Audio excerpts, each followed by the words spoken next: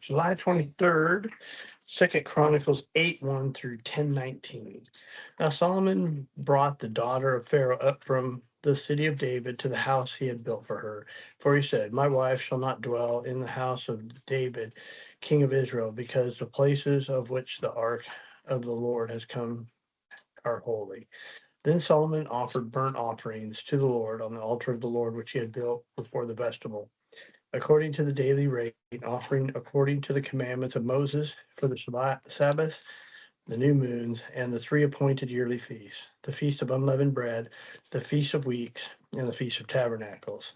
And according to the order of David his father, he appointed the divisions of the priests for their servants, the Levites, for the duty to praise and serve before the priests, as the duty of each required, and the gatekeepers by their divisions at each gate.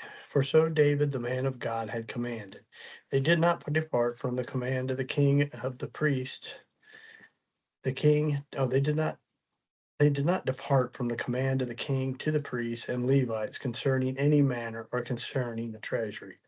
Now all the work of Solomon was well ordered from the day of the foundation of the house of the Lord until it was finished. So the house of the Lord was completed. Then Solomon went to Ezar, Gebar, and Elath on the sea coast in the land of Edom, and Hiram sent him ships by the hand of his servants and the servants who knew the sea. They went with the servants of Solomon to Ophir and acquired 450 talents of gold from there and brought it to King Solomon. Now, when the queen of Sheba heard the fame of Solomon, she came to Jerusalem to test Solomon with hard questions, having a very great routine of camels that bore spices, gold in abundance, and precious stones. And when she came to Solomon, she spoke with him about all that was in her heart. So Solomon answered all her questions. There was nothing so difficult for Solomon that he could not explain it to her. And when the queen of Sheba had seen the wisdom of Solomon, the house that he built, the food on his table, of his waiters and their apparel, his cupbearers and their apparel, and the entryway by which he went up to the house of the Lord, there was no more spirit in her. Then she said to the king, it was a true report which I heard in my own land about your words and your wisdom. However, I did not believe their words until I came and saw with my own eyes. And indeed, the half of the greatness of your wisdom was not told to me. You have exceeded the fame of which I heard. Happy are your men, and happy are these your servants, who stand continually before you and hear your wisdom. Blessed be the Lord your God, who delighted in you, setting you on his throne to be king for the Lord your God, because your God has loved Israel, to establish them forever. Therefore he made you king over them, to do justice and righteousness. And she gave the king 120 talents of gold, spices in great abundance, and precious stones. There were never, there were never, there were, there never were any spices such as those the queen of Sheba gave to King Solomon. Also the servants of Hiram and the servants of Solomon who brought gold from Ophir brought algum, wood of precious stones. And the king made walkways of algum wood for the house of the Lord and for the king's house, also harps and stringed instruments for singers, and there were none such as these seen before the land of Judah. Now King Solomon gave to the queen of Sheba all she desired, whatever she asked, much more than she brought to the king. So she turned and went to her own country, she and her servants. The weight of gold that came to Solomon yearly was 666 talents of gold, besides what was beside what the traveling merchants and traders brought. And all the kings of Arabia and the governors of the country brought gold and silver to Solomon. And King Solomon made 200 large shields of hammered gold. 600 shekels of hammered gold went into each shield. He also made 300 shields of hammered gold. 300 shekels of gold went into each shield. And the king put them in the house of the forest of Lebanon. Moreover, the king made a great throne of ivory and overlaid it with pure gold. The throne had 6 steps with a footstool of gold, which were fastened to the throne. There were armrests on either side of the place of the seat, and 2 lions stood beside the armrest. 12 lions stood there, one on each side of the 6 steps. Nothing like this had been made for any other kingdom. All King Solomon's drinking vessels were gold, and all the vessels of the house of the forest of Lebanon were pure gold. Not one was silver, for this was accounted as nothing in the days of Solomon. For the king's ships went to Tarshish with the servants of Hiram, and once every 3 years the merchant ships came, bringing gold, silver, ivory, apes, and monkeys. So King Solomon surpassed all the kings of the earth in riches and wisdom, and all the kings of the earth sought the presence of Solomon to hear his wisdom, which God had put in his heart. Each man brought his present, articles of silver and gold, garments, armor, spices, horses, and mules, at a set rate year by year. Solomon had 4,000 stalls for horses and chariots, and 12,000 horsemen, which whom he stationed in the chariot cities, and with the king at Jerusalem. So he reigned over all the kings from the river to the land of the Philistines, as far as the border of Egypt.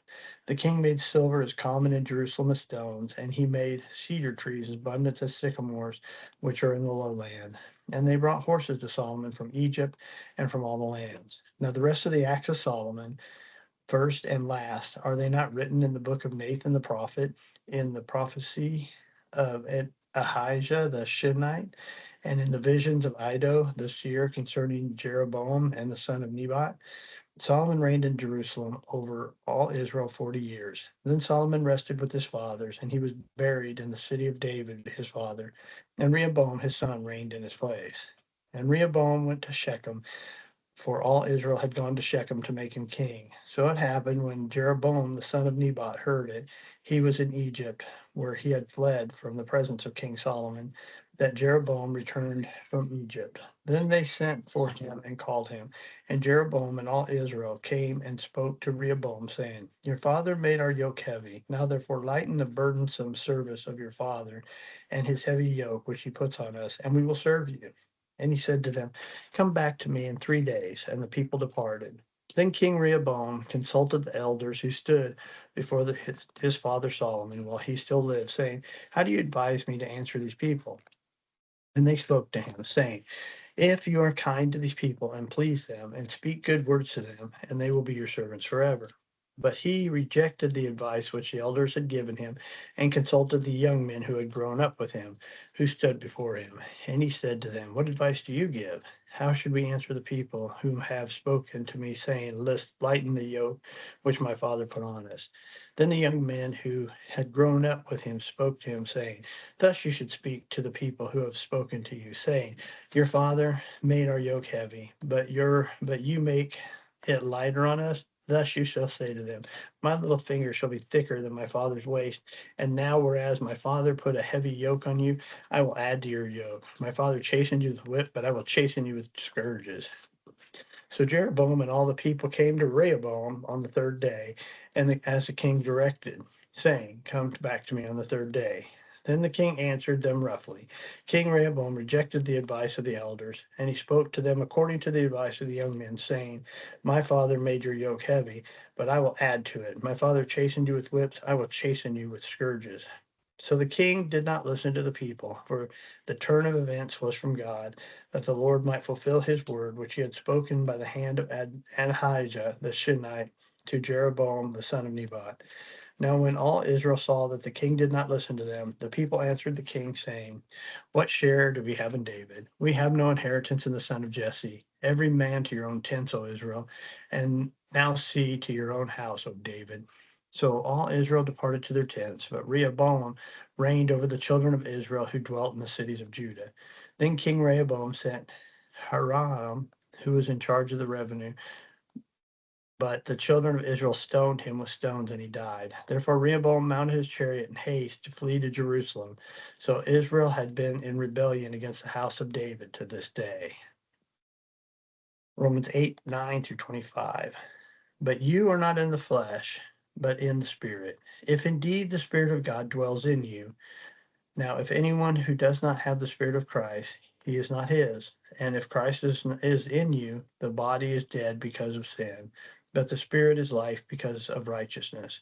But if the Spirit of him who raised Jesus from the dead dwells in you, he who raised Christ from the dead will also give life to your mortal bodies through his Spirit who dwells in you.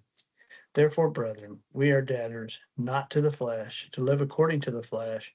For if you live according to the flesh, you will die. But if by the Spirit you put death to the deeds of the body, you will live. For as many as are led by the Spirit of God, these are the sons of God. For if you did not receive the spirit of bondage against fear, but you received the spirit of adoption, by whom we cry out, Abba, Father.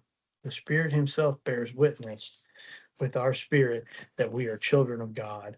And if children, then heirs, and heirs of God, and joint heirs of Christ, if indeed we suffer with him, that we may also be glorified together. For I consider that the sufferings of this present time are not worthy to be compared with the glory that shall be revealed in us. For the earnest expectations of the creation eagerly waits for the revealing of the sons of God. For the creation was subjected to fertility, not willingly, but because of him who subjected it in hope. Because the creation itself also will be delivered from the bondage of corruption into the glorious liberty of the children of God. For we know that the whole creation groans and labors with birth pangs together until now. But not only that, but we also, who are the first fruits of the Spirit, even we ourselves groan within ourselves, eagerly waiting for the adoption, the redemption of our body. For we are saved in this hope. But hope that is not seen is not hope. For why does one still hope for what he sees? But if we hope for what we do not see, we eagerly wait for it with perseverance. Psalms 18:16 through 36. He sat from above, he took me, he drew me out of the waters, he delivered me from my strong enemy, from those who hated me, for they were too strong for me. They confronted me in the day of my calamity, but the Lord was my support. He also brought me out into the broad place. He delivered me because he delighted in me. The Lord rewarded me according to my righteousness, according to the cleanliness of my hands. He has recompensed me. For I have kept the ways of the Lord, and have not wickedly departed from my God. For all his judgment were before me, and I did not put away his statutes from me. I was also blameless before him, and I kept myself from my iniquity. Therefore the Lord has recompensed me according to my righteousness, according to the cleanliness of my hands in his sight. With the merciful you will show yourself merciful. With the blameless man you shall show yourself blameless. With the pure you shall show yourself pure. And with the devious you will show yourself shrewd. For you will save the humble people, but you will bring down haughty looks. You will light my lamp. The Lord my God will enlighten my darkness. For by you I can run against a troop.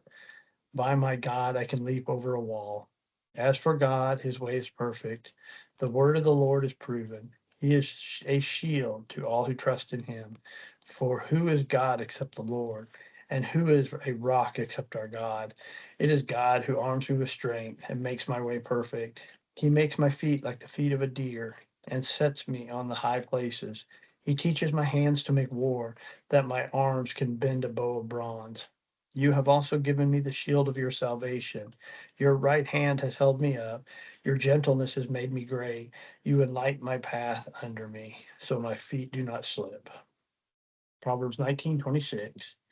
He who mistreats his father and chases away his mother is a son who causes shame and brings reproach. Okay. See y'all tomorrow.